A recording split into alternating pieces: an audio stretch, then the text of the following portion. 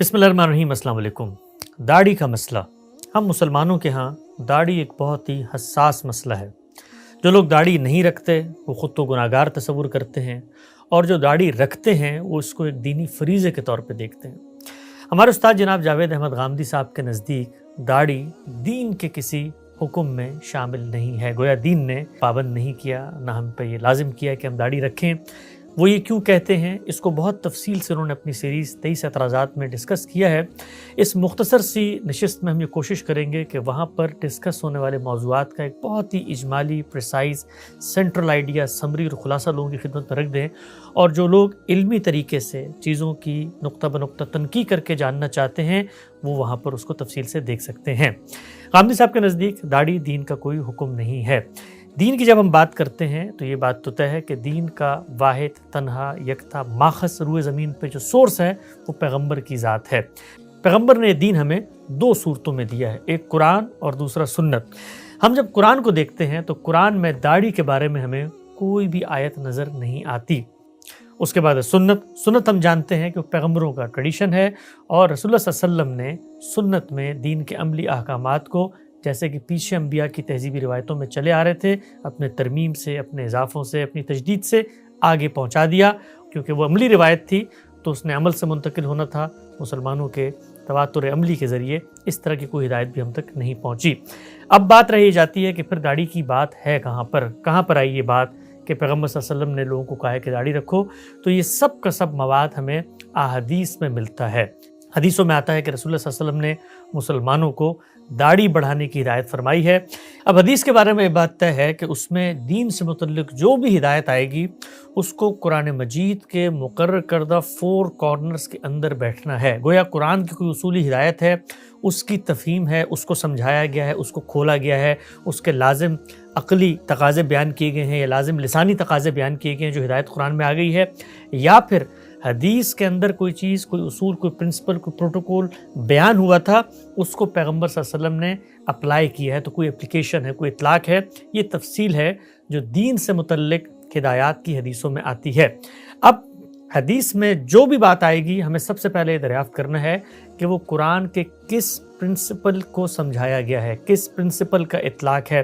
क्योंकि ऐसा नहीं हो सकता कि हदीस में हम किसी ऐसी बात को कबूल कर लें जो कुरान मजीद के लिए अजनबी हो, इजाफ़ी हो, या कुरान मजीद के कायम करदा 4 कॉर्नर से बाहर निकलती हो। दूसरी बात हदीस के बारे में हम ये जानते हैं कि पैगंबर सल्लल्लाहु अलैहि वसल्लम से लोगों ने ये बातें अपने इनिशिएटिव पे सुन के आगे मुंतकिल की हैं।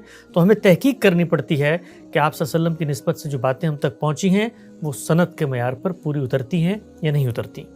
आइए अब देखते हैं कि दाढ़ी से मुतल्लिक अहादीस हैं क्या, और हमारे उस्ताद जनाब गामदी साहब ने उनको कैसे देखा है, कैसे समझा है। तो दाढ़ी से मुतल्लिक अहादीस को 2 कैटेगरीज में हम तकसीम करते हैं। पहली किस्म वो है जिसमें रसूलुल्लाह सल्लल्लाहु अलैहि वसल्लम ने ऐसे लोगों की मुतकब्बिराना वज़ाक़त पर तबसरा फरमाया है जो उबाशों के अंदाज में बड़ी बड़ी मूछें रखते थे और दाढ़ी बहुत ही छोटी रखते थे। ये मग़रूब और ख़ुद पसंद लोगों का एक अंदाज़ था, और कुरान मजीद ने चूँकि तकब्बुर से मना किया है, कुरान का प्रिंसिपल है, कुरान ने बता दिया है कि ऊँट सुई के नाके में दाखिल हो सकता है लेकिन तकब्बुर करने वाला जन्नत में दाखिल नहीं हो सकता। चुनांचे यही प्रिंसिपल है जो आज्जी की और फ़रोतनी के ख़िलाफ़ है, तो अल्लाह ताला को सख्त नापसंद है। इसी प्रिंसिपल को रिसालत मआब सल्लल्लाहु अलैहि वसल्लम ने इन रवायात में अप्लाई किया। चुनांचे गामदी साहब के मुताबिक इन रवायात में रसूलुल्लाह जो बात बयान कर रहे हैं वो ये हरगिज़ नहीं है कि मुसलमानों को लाज़िमन दाढ़ी बढ़ानी है, बल्कि आप सल्लल्लाहु अलैहि वसल्लम सिर्फ तवज्जो दिला रहे हैं कि जो लोग छोटी दाढ़ी के साथ साथ बड़ी बड़ी मूछें रखकर अपनी वज़ाक़त को मुतकब्बिराना बना देते हैं, ये दीन में नापसंदीदा है, गैर मतलूब है। इससे हर शख्स को बचना चाहिए। आपने देखा होगा कि अक्सर लोग बड़ी बड़ी मूछें रखते हैं और वो मूछें निकल के उनको ताव देते हैं, उनको बल देते हैं, और उससे अपनी हैबत, अपना रोत, अपना एक तफव्वुक, अपनी एक बर्तरी लोगों पर कायम करना चाहते हैं। तो आप सल्लल्लाहु अलैहि वसल्लम ने फरमाया कि अगर कुछ बढ़ाना है तो दाढ़ी बढ़ाओ, मूछें छोटी कर लो। यानी अगर तुम्हें शौक ही है कि भाई तुम्हारे मुंह पे कोई बड़े बाल होने चाहिए तो दाढ़ी बढ़ा लो, इसलिए कि दाढ़ी जब बढ़ेगी तो दाढ़ी का बड़ा होना ये तकब्बुर की अलामत بظاہر نظر نہیں آتا. آپ یہ دیکھیے ہمارے انسانوں کے تاریخ میں دیکھیے، ہمارے رویوں میں دیکھیے، ہمارے تعاملات میں دیکھیے، ہمیشہ مونچھیں بڑی کر کے تکبر کا اظہار کیا جاتا ہے. داڑھی بڑی کرنے سے نہیں ہوتا. اور جب مونچھیں بڑی کی جاتی ہیں تو لازماً داڑھی چھوٹی کی جاتی ہے، اس لیے کہ وہ جو بڑی چیز ہے اس کو مزید بڑا یا نمایاں کیا جائے. اگر داڑھی بھی بڑی ہو، مونچھیں بھی بڑی ہو، تو ہم عام طور پہ دیکھتے ہیں کہ لوگ یہ کام نہیں کرتے، لیکن بڑی بڑی مونچھیں رکھتے ہیں. تو آپ نے فرمایا کہ اگر کچھ بڑھانے کا شوق ہے تو داڑھیوں کو بڑھا لو، مونچھوں کو چھوٹا رکھو. یہ جو روایات ہیں رسول اللہ صلی اللہ علیہ وسلم سے اس بات کی، یہ عبداللہ بن عمر رضی اللہ تعالیٰ عنہ سے بھی ہمیں ملتی ہیں اور بھی صحابہ سے ملتی ہیں. مثلا میں ایک بڑی مشہور روایت آپ کی خدمت میں رکھتا ہوں، یہ صحیح مسلم 259 اس کا رقم ہے. رسول اللہ صلی اللہ علیہ وسلم نے فرمایا ان مشرکوں کی پیروی نہ کرو، اپنی مونچھیں چھوٹی کرو اور اپنی داڑیاں بڑھاؤ.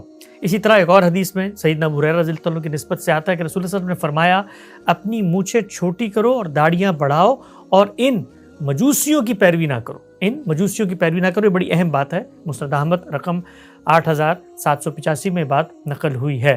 گویا اللہ کے پیغمبر نے یہ بتایا ہے کہ اگر تم نے تکبر اپنایا اور تکبر کی وجہ سے یہ کام کیا تو یہ عادت اصل میں غیر مسلموں کی تھی، اس زمانے کے مجوسیوں کی تھی، اس زمانے کے مشرکوں کی تھی. یہ کام نہیں کرنا. اور اگر کچھ کرنا ہی چاہتے ہو تو داڑھی کو بڑھا لو اور مونچھیں کم کرو. یہاں ہم یہ دیکھ سکتے ہیں کہ اللہ کے پیغمبر یہ نہیں کہہ رہے کہ لازمی داڑیاں بڑی کرنی ہیں، بلکہ جو آگے فرمایا کہ ان مجوسیوں کی پیروی نہ کرو، ان مشرکوں کی خلاف ورزی کرو. تو اس سے بات بالکل واضح ہو جاتی ہے کہ جس مقصد سے انہوں نے یہ کام کیا تھا اس مقصد سے ہمیں اتفاق نہیں ہے. ہمارا دینی نظریہ، ہمارا اصول قرآن مجید کی ہدایت اس سے ہم آہنگ نہیں ہے. تو یہ پہلی قسم کی احادیث ہیں. اب آتے ہیں دوسری قسم کی ان روایات کے بارے میں جن میں داڑھی کا ذکر ہے. یہ دوسری قسم کی روایات کیا ہیں اور ان میں کیا چیز زیر بحث ہے، اس کو ہم جانتے ہیں. دیکھیں جو دوسری قسم کی حدیث ہیں اس میں رسول اللہ صلی اللہ علیہ وسلم لوگوں کو، اہل ایمان کو، اپنے ماننے والوں کو اہل کتاب کی بعض بدعات کے بارے میں خبردار کر رہے ہیں، ان سے روک رہے ہیں، اس میں متنبہ کر رہے ہیں.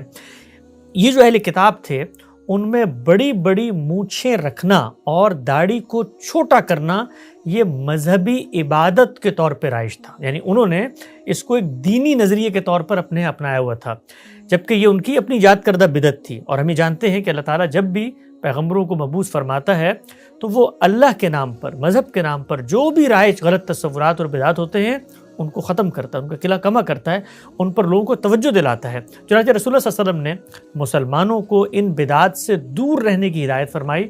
اور اس حوالے سے جو احادیث ہیں ان کو ابھی ہم پڑھیں گے. آپ یہ دیکھیں گے کہ واضح طور پر اس میں مذہب کے نام پر کوئی نئی چیز ایجاد کرنا، کوئی ذاتی اختراع، اس کی مخالفت فرمائی گئی ہے.